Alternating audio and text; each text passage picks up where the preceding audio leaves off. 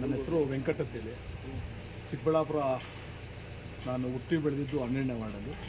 ಈಗಿರ್ತಕ್ಕಂಥ 9ನೇ ವಾರ್ಡಲ್ಲಿ ಈಗ ನಾನು ವಾಸ ಆಗಿದ್ದೀನಿ.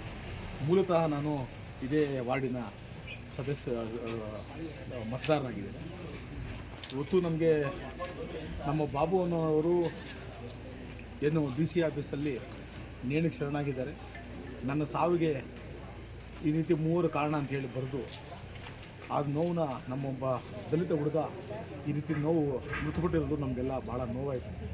ಇದ್ರ ಪರವಾಗಿ ಈ ವಿಚಾರವನ್ನು ನಮ್ಮ ಶಾಸಕರಂಥ ಸನ್ಮಾನ್ಯ ಪ್ರದೀಪ್ ಈಶ್ವರ್ ಸರ್ ಹತ್ರ ಈ ರೀತಿ ನಮ್ಮ ದಲಿತರಿಗೆ ಈ ರೀತಿ ಅನ್ಯಾಯ ಆಗಿದೆ, ಈ ರೀತಿ ತೊಂದರೆ ಆಗಿದೆ ಅಂತ ಹೇಳಿದಾಗ ಇಮಿಡಿಯೇಟಾಗಿ ಅವರು ಕೂಡಲೇ ಅವ್ರ ಮನೆಗೆ ಗೋರಿಬಿದ್ದೂರಲ್ಲಿ ಉದ್ಗೂರಲ್ಲಿ ಅವ್ರ ಮನೆಗೆ ಭೇಟಿ ನೀಡಿ ಅವ್ರಿಗೆ ಸಾಂತ್ವನ ಹೇಳಿ ಒಂದೇ